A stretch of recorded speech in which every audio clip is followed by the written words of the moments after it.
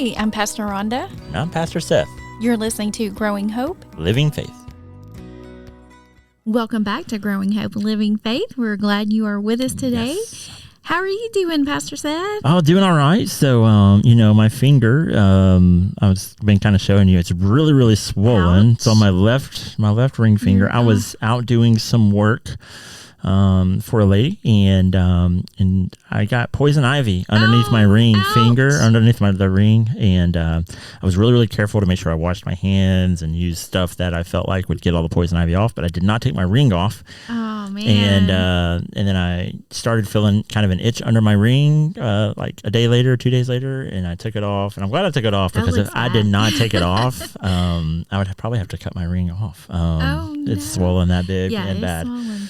And it looks like I have a ring on because there's like a red rash going around my finger right now, but I definitely do not have a ring on right now. And it's spreading to the other fingers and all that fun stuff. So I've been, you might have to go to the doctor. Been careful of what I touch and all that fun stuff. We're going to get to taking care of our bodies. That's right. Well, it's so, I don't know if most people have had poison ivy or not, but like it's generally fine through the day. Then at night I'll be laying down and sleeping, and I just wake up and it's on fire. It's just itching so bad. And that's like the worst time you would want it to bother you is when you're asleep, and I wake up and I don't even realize it, but I'm scratching it. And so is it contagious, like if you touch it? Yeah, it can be. That's what I was thinking. Can be, yeah. So that's why it's spreading to your other fingers. my other fingers and stuff. And so but if anybody's got like a sure-all thing to kill poison ivy on your body, then I've tried all kinds of stuff. I think we've done like a baking powder rub. We've done cortisone. Wow. Ouch. There's all kind of medicines and stuff. We've been trying Neosporin and all that, Benadryl cream and all that. But so if you have a surefire way, well, probably by the time this comes out, hopefully I won't have it on my finger anymore. But you can let us know, and we'll let everybody else know that way in case they get poison ivy. But you have a big week coming up. I do, yeah. You know me and my love for songwriting. Yes. I don't get to go off to do it often, but 3 times a year. 2 is, a retreat setting. This is just the people in my songwriting community. We just like meet up in Nashville, and we schedule our own rights. We don't have to do the whole thing where Joel puts our names in a hat and draws out. So we're on our own. Yes. And so I have some co-writes scheduled for next week, and then next Friday evening. Actually, it'll be this Friday when this episode comes out. I'm confused. Yes. So on Friday, we will get together as a group of songwriters and listen to the songs that we've written. So that's the best part. I love it. And so I have a demo being made probably right now as I'm speaking of another song that was written at the spring retreat.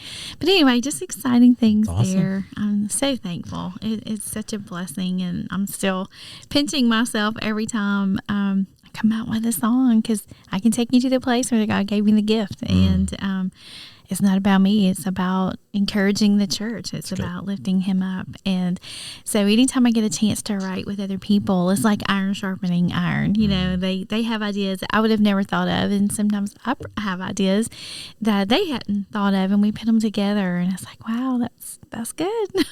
Thank you, Jesus.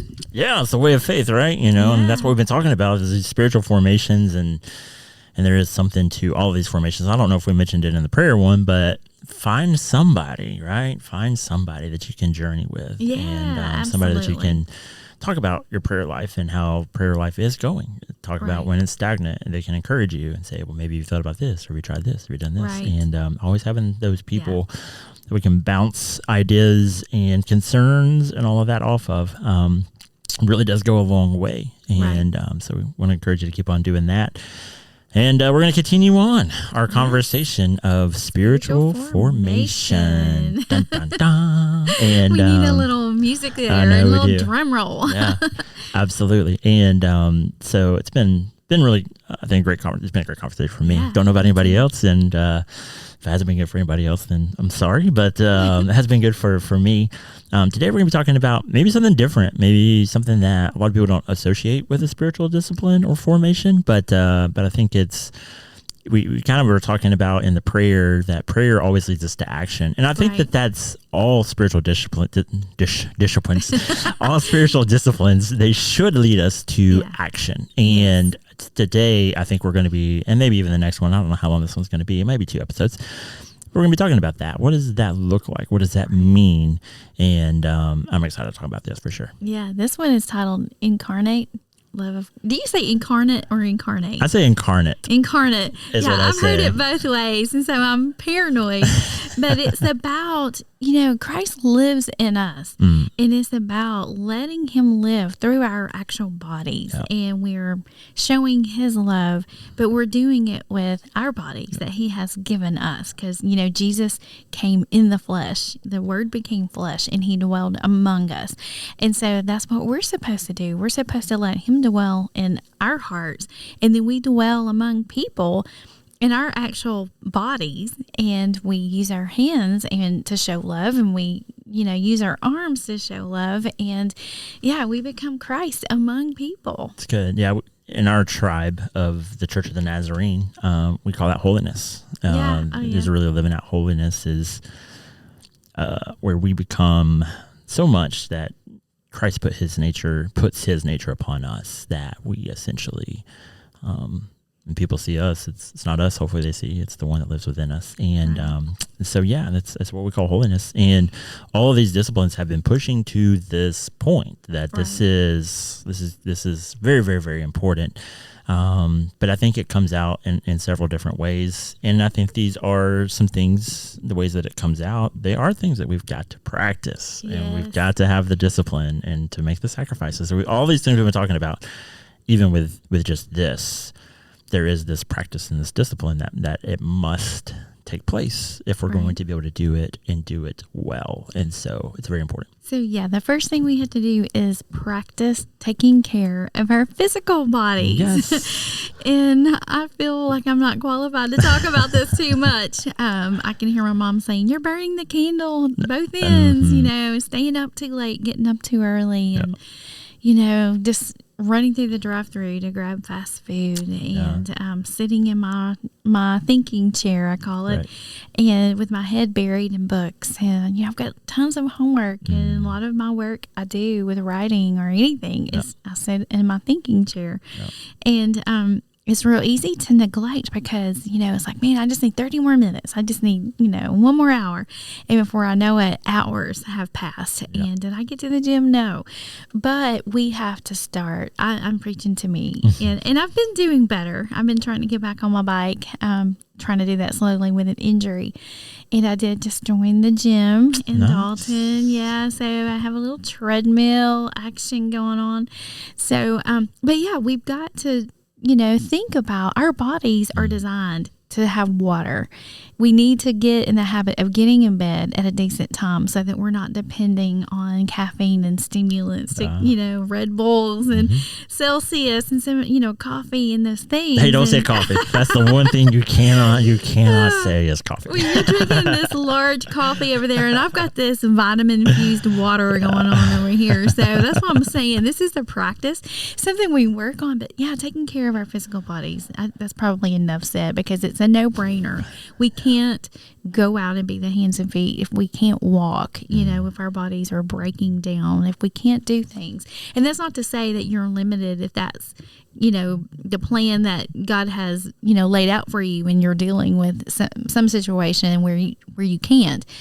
But if we can at all possible take better care of ourselves so that we can get out and, serve and do things, that's ideal. Well, it even helps in these practices, like mentally, for us to be in the right mental state. Like what we put into our body, some of it makes us really tired. It makes us very groggy. It makes us and so in order sometimes for us to get the most potentially even out of our Bible reading, out of our prayers, out of all of these spiritual disciplines, the things that we put in our body, it does matter. And in order for us to be able to be, I guess, in the best shape or whatever you want to call it, that we can try to get as much as we can out of those experiences. To whereas, like I said, if we are putting junk, I mean, and Scripture talks about that, right? Our bodies are the Shadrach, temple. Meshach. Well, even Shadrach, Meshach, and Abednego back in the day, and Daniel. They chose not to eat that which off of the king's table, and it showed, Right. and God blessed it, and God put them in positions of power and authority and things because of that. And so I think it's very, very important that we are very mindful of that. And now, are we saying that you can't eat out and do those things? Well, no, but I think all things in moderation are good. You know what I'm saying? Right. Like, everything's permissible, but is it beneficial? Is what Paul would say, And so I think we got to think through a lot of those things and try to. And like you said, even if you're at a place physically, if you can't do a whole lot, if we're still not taking good care, by fueling our bodies well and sleeping well and those kind of things, then we're gonna dip into our our lives. Right. It's like we do have a say so to some degree on how long we live, if we're taking care of ourselves. Right. And so we want to stick around, a little bit longer to be an influence to our friends and our families and those kind of things. We just can't make it our daily diet to live off of junk and to burn the candle at both ends and all those things that I've been known to do. Well, junk food for some reason just tastes so much better. It does, and it's cheaper and it's quicker. Mm-hmm. But in the long run, we can make choices. Yep. We can make healthier choices, and we can get out and move and those kind of things. It's good. So it's kind of enough said. Y'all get it. You see what we're saying? You take care of yourself. Your body is a gift from God. Go get on the treadmill. That's it. Okay, so moving to the next one is the discipline of blessing others, encouragement. I never really thought of that as a discipline to practice, but it's so true because people, man, in our day and age, we are surrounded with beaten up people. Yep. That people that just need a kind word of encouragement. Yeah. And Scripture, all through Scripture, we see blessings, where the priest will do a blessing, and we see where Jesus does that. Even as he ascended back to heaven, I think it's so cool. As he was blessing the people, he was taken up. And, man, what a difference it makes if we just practice the gift of using our words to bless others, even our kids. Hold your hands out, let me give you a blessing. But it's something we need to practice on a daily basis. Words are such a powerful thing. And sometimes we don't give much thought to what we say, I don't think. And we're so flippant to, say some things sometimes. And even in the church, some of the things that we say, even though they may be, correct or whatever, can be very, very hurtful instead of a blessing. And it really can push people away on a very, very deep level. And who knows, what opportunities we may squander because we're so concerned about being right. We lose our ability to be able to at least bless others. You know what I'm saying? And and I know there's a fine line that people really struggle with condoning and all of those things. But man, how often have we lost our right to be able to truly bless others with our words because our words have been so hurtful before. And so sometimes maybe to be able to bless others, we start from a place of apology and we apologize for some of the things maybe we've said and how we've said things. But man, I can't think of anybody in this world that would think, all right, I can make it all the way through the day and not use encouragement. I mean, everybody needs encouragement, everybody needs it's a God-given need to be validated. Yeah. And I think sometimes we take these needs as, they're just needy. They just need, a little pat on their back that, grow up, Yep. But validation is so important. And most people feel cursed instead of blessed. Right. That's just a statistic that I read this week in my class. But most people do not feel blessed. Right. And the thing is, everybody is bearing the image of God. Everybody has gifts and talents that have been given to them by God. So why not comment on those and express our appreciation for that? Being a blessing to others, it says in my textbook here, it says, be a person that helps people root their value in God. That's good. Because so many times people will root, we all have this tendency to root our value in other things. But when we remind people that, man, you are valuable, you are worth dignity and love and all of those things just because you're a person that bears the image of God. What a validation. Yeah, and that gets back to the whole identity issue, and what this formational stuff is really all about. And formation is amazing for us, but hopefully our lives, we are pushing, right? Right. Others to step into this formation, that they can experience these things that we've been able to experience and the transformation that we've been able to experience. And so, if we are going through life and we're not blessing people, but it does seem like we are cursing people more than we're blessing, then maybe we need to reevaluate what we do and how we go about doing things. So the specific practice is craft a blessing. Oh, just good. work on it. Think on it. Put some thought into it. And you might want to start with your kids or your grandkids and just write them a note, and it's so cool to get handwritten notes in the mail of encouragement or a card or something that says, hey, I'm thinking about you, but something that reminds person of their value in Jesus. But craft it, work on putting words together to tell other people, or to at least write it. Yeah, and that's where, once again, this becomes a spiritual discipline. This becomes a spiritual practice. Right. And you've got to practice it because we live in a world and in a culture, once again, where blessing is not the first way of life. It's easy to see why people feel cursed in the world that we live in, because they don't look right or talk right or have the right car, the right house, or whatever. And so it's so much easier to bestow in this world, bestows curses. But as people of light and as people who are trying to live this, become more and more and more and more like Christ and live out this Christness, then, it's the way it becomes a way of life for us. And to extend it just a little bit, and then we can move on to the next one. But I'm just thinking, man, how cool is it for us to get out of our comfort zones and speak a word of encouragement to a stranger, number one, and then a stranger that is completely different from us. I mean, that, I think that goes such a long way. I'm in the store and I've been trying to do that, but I have watched people's faces when I speak to someone that's totally opposite of me, and I just say to them, well, you look pretty today. And, their whole face, like, are you talking to me? Or did you just speak to me? And, try it. Yep. So not only just craft a blessing for your friends and your family, I dare you to just, randomly, somebody in the store, somebody that you just randomly cross and encourage them in some way. It's good. All right. The next discipline is another one that you wouldn't think of as a spiritual discipline, but is caring for the earth. It's good. A lot of people have this mentality of it's just going to burn someday and Lord, it's not my problem. But hey, newsflash. Yeah. Yeah, it is, because God cares for the earth and he has appointed us as the stewards of his earth. It is beautiful. It is beautiful. So the first thing is notice the earth.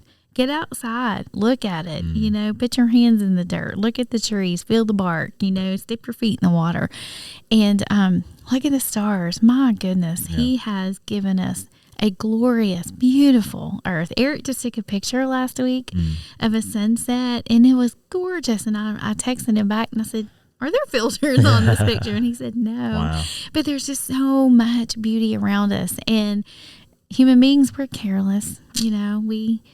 We throw things. Hopefully, I don't do this. But, I mean, you can drive down the road and see where people just toss things right out the window. Right. And but we have never been careful to recycle and things like that, where I'm not one that will litter, on the streets. Right. I've not been real careful to recycle things. And I really, in the last few years, and my husband especially, has been convicted of we need to do better. And so we have been recycling, and it's a lot easier than I thought. Yeah, I think there's a lot of accessibility out there for people. And, this is a really... It's a surprise that this is such a struggle in the church, to me, honestly. And, if you go even back to the Pentateuch, Hebrew people, I mean, there's like creation theology and taking care of creation is it's all over. I mean, God's fingerprints are all over our earth, right?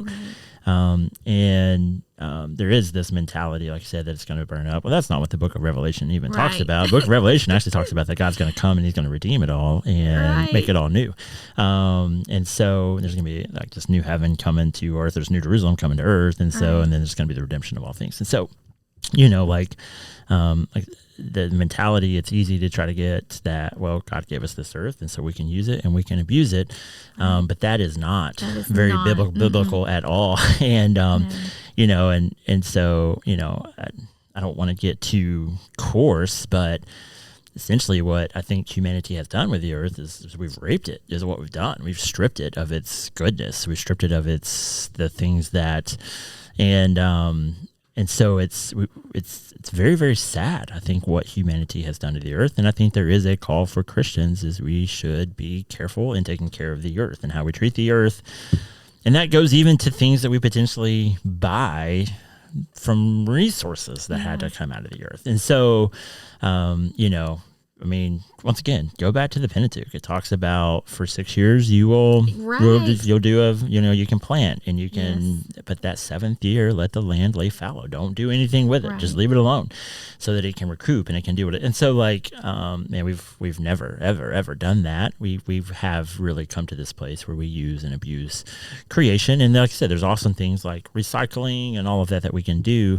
But yeah, I think, however, we can continue to try to care for this creation, and then we should really try to push for it. In my textbook, I had a quote about that. It says, just because the land could yield crops every year and animals could work every day, it didn't mean that they should. It's good. And I do think that part of the problem is, and it probably is a Western thought, American thought, but it's probably everywhere now that I think about it.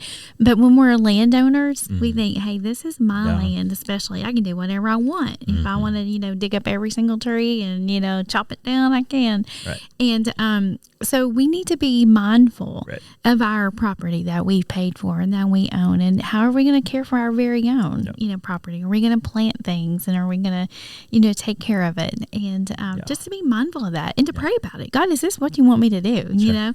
And there's a lot of things we can do with others. We can plant flowers in the inner city. We can organize cleanup days and go through and clean up the trash before it gets into the water. And, you see those documentaries, they're just so sad, with the wildlife dying in the water because of, plastic and straws and, just junk. And we do that every time we go out, kayaking, we see just trash. Yeah. And sometimes it's accidental, sometimes it's, wind comes by and, picks it up and throws it out of your boat. I get it, but a lot of it's not. A lot of it's carelessness. Yep, 100%. And I think God does care and wants us to take care of his creation. And, man was supposed to take care of the land. And so, yep, it's good. Well, the next one might take us a little bit to get through. So awesome. I'm looking at our time, but it's compassion. My goodness, the world is competitive. Yes. And also we daily rub shoulders with the walking wounded. And God expects us to touch the suffering of the world, the sufferers, through the compassion of the church. And I loved what I read in my textbook. It says that Jesus is our example. What he sees, he can't unsee. And he's always moved to compassion. It's a call of action to healing and restoration. This might be a whole episode in and of itself because compassion, oh my goodness, we just don't care. If it doesn't bother me, if it doesn't touch me, I could say a whole lot, but a lot of times it's like, it doesn't affect me, therefore it's not my problem. Yeah. Lord help us. Yeah. Lord help us. There's a reason that we call Jesus's death the compassion, right? Like, I mean, the very thing that we feel like Jesus came to do was to heal the world, right? And and we in the church, we call that the compassion of Christ. Right. And yet we feel like we potentially can go through our lives and potentially not live a true compassionate life, man, Lord help us, because a lot of it comes down to trust issues. I think we don't trust people. We don't trust people's motives. We don't know people's motives. So then we feel like, well, if we don't know, and like I said, it's that whole condoning or enabling type mentality. And so that leads us away from compassion, unfortunately, because we've been told that we can't trust people and we can't trust people's motives. And when there's always going to be an ulterior motive for people and how they go about living life. And so it leads us away from a life of compassion to when we think about Christ, the defining moment of Christ, we call it compassion. And yet, God doesn't really want us to be compassionate, because if I was compassionate to that person, then you know what? They may take that and use that for something, and it's just like, we've got to get out. We've got to get out of our own ways when it comes to compassion. I feel like we get in our own way when it comes to compassion on such a deep level. And I also think it's so related to mercy. We are just not merciful people. We think, well, you made your bed, lay in it. You spent your money unwisely. You walked away from good jobs, and now you're homeless. So guess what? These are the consequences for the choices you've made, and God help us. If I had to live with every bad choice I made, oh my goodness, where would I be? And we have to be merciful, and sometimes if we don't have it in us, that's okay. That's when we draw on the mercy of God, and we say, you have shown me so much mercy. Help me show mercy to other people. Yeah, and I've been privileged to be able to do some work with homeless, Right. You're doing some ministry, and what's crazy, yes, there are people who desire to be homeless and they want to be on the streets. And, but man, there's a lot of people that, and here's the problem, is we don't build relationships with them. So there's a lot of people out there that if you really begin to sit down and actually hear their stories, you would realize there's not a desire to be there. And sometimes there were things that were so far out of their control that was a domino effect that led them to where they're at. And the problem is we're not willing to build relationships with people and to invest in people. And so we judge people. Like if we see someone, it's so much easier to judge that person, because then it takes all the onus off of us to feel like we have a responsibility to be a voice for the voiceless, to instill justice in people's lives.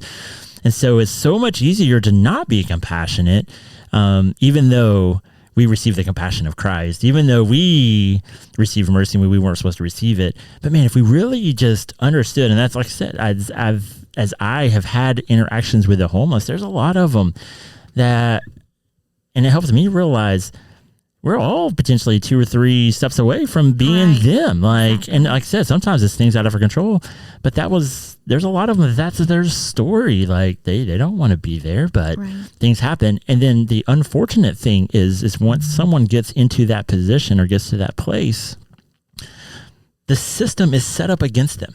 And that's the problem. That's the problem, is the systems and things that we have in place, it's not easy to get out of it. It's like all of the help and things that you have to do. There's so many hoops you have to jump through. And lots of times in order to get help, you have to have an address. And if you don't have an address, then you can't get the help and the assistance that you need. And so there's just all of these different roadblocks and these different hoops and things that they have to work through. And that is vastly beyond just being homeless as well. I know I'm talking about the homeless, but that can be any situation in life. When someone is down, the system is oftentimes so hard to work through for people to be able to get assistance that they need. And the problem is, and I've said this so many, not on here, but the problem is the church. If the church would just be the church and do what the church is supposed to do, I don't think there would be homelessness. I don't think there would be unwanted kids. I don't think there would be all of those kind of things. So the church would just be the church that God has called the church to be. But the problem is that the church didn't want to do it because it was such a burden and so hard. So they turned it over to the government. Well, now we don't like how the government's doing it. And so now we're complaining. But really, the only reason it's an issue anyway is because the church just didn't do what the church was supposed to do in the first place. And if the church would just do and live this incarnate love, then man, I think a lot of these issues and a lot of these things that we see going on around us, they would disappear. Right. And it doesn't even have to be tackling those big problems, Yeah. Like you said, of unwanted children and homelessness and stuff.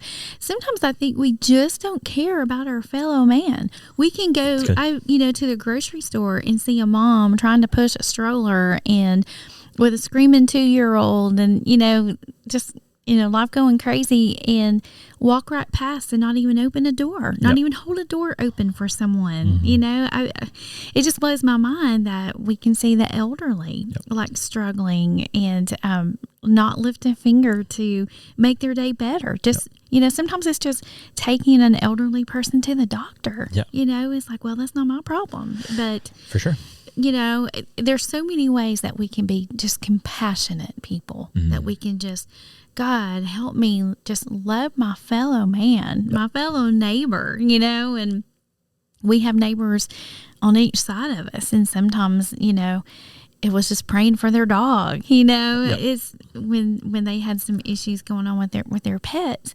But we don't care. We're just in a society that we are so wrapped up in our own little worlds that we don't even see, people struggling with just life. They're just struggling with the normal things of life. And, man, life's hard. And open your eyes and say, God, give me a heart to just make their day easier. It might be giving, money to somebody on the side of the road, or it might be opening the door for a mom or helping an elderly person to their car. It doesn't have to be complicated. It just has to be, God, help me practice that every time I see somebody, that's frazzled, let me say, hey, can I help you with that? Can I help you with this? It might be, your kid's struggling with their homework, and we just have this attitude of like, well, I had to figure it out. Stop, listen, be compassionate. God, give us a heart to care. Yeah, because God loves them just as much as he loves me. Yeah. And I think that's what this compassion thing is really all about. Like, when we begin to realize that, yes, I am loved by God. I've experienced all these things from God that maybe I don't deserve, that when we realize that God loves the person who is struggling just as much as he loves me, then it becomes so much more easier to serve, right? Because, and I love Matthew, and Matthew puts all of this in perspective, that reality that when we see someone who is hurting, we see someone who's struggling, the call of that Jesus says, hey, when you're helping those people, you're not just helping them, you're helping me. Like you are helping like the least. So whatever you do to the least of these, you do to me. And that's that's truly compassion, right? It has to be compassion, like the least of these. And this is where we've gotten into, I think, in Western environment, is we see a people as a means to an end. What if I help you, what am I going to get back in return? And we do this in the church so much. Hey, we can't help that person because they don't come into our doors. They're not a part of our group. They're not a part of our community. So we can't help them because they offer me no value. And so if I can't get any value from them, then I can't assist them. And that is totally backwards from the way of Jesus and the way of the kingdom, because the value in the person is Jesus inside of them. And that if we could just truly do that and see everyone and truly see Jesus in them and realize, man, that's who we're serving, that's who we're giving the water to, then I think things would look a whole lot different. But we've got to get past this mentality, especially in the church, that if this person can't offer me value, then we're not going to help them or we're not going to assist them. Now, is that draining? Is that hard? Absolutely. Totally. On a very, very, very, very deep level. But we've got to just continue to remember that mentality. We're doing this for Jesus. We're doing this for Jesus. We're doing this for Jesus. And I don't think we do it so that we can get, but this is just the way of the cross. This is the way of compassion. This is the way of Christ. This is the way of the kingdom. And I just keep thinking the theme with all that we've talked about our bodies, about the earth, and then now about compassion, is all just about, God, give me a heart to care. I need to care about myself, in a healthy way, that I'm taking care so that I am capable and able to help others. give me a heart to care about this beautiful place you've given me to do this in. Right. And give me a heart to notice people when they struggle, no matter if it's a big struggle or a little struggle. Give me a heart. So yeah, that's what our prayer is. Give me a heart to care. May I become more and more and more like you. Yeah. Jesus. Yeah. Is that the prayer of our hearts? Is that the desire of our hearts? Because if it is, I think our lives are going to look a lot, well, they may not look a lot different, but I think it's going to look different. It's going to call us and it's going to challenge us to be different. But we've got to practice it. We've got to have the discipline to push. And we want you to know that you're not alone. Man, find somebody else. Find a group. Find people who are trying to do this and do it with them. And you'll be better off for it. You don't have to do this alone. And if you have any thoughts or comments or concerns or questions or anything, then, man, you can feel free to reach out to us. We do have an email. It's at growinghopelivingfaith@gmail.com. Like I said, we'd love for you to reach out to us there, or you can reach out to us on Facebook. Yes, we have a Facebook page, Growing Hope Living Faith Podcast. So message us or comment. We'd love to hear from you. Yes. We're going to continue on this conversation. Yes. This is definitely going to be a two-parter, at least, if not more. But just a hint. Next week, we'll be talking about forgiveness, about humility. Justice, a lot of those type of things as well. Yes. Yeah, so the conversation will continue. It will. All right. Good. That's all right. Well, thank you all so much for listening in. We pray and hope that you enjoyed this, that you're encouraged, that you're challenged. I know that I am. And we'll hopefully see you all again next week. Grace and peace. God bless. And bye-bye.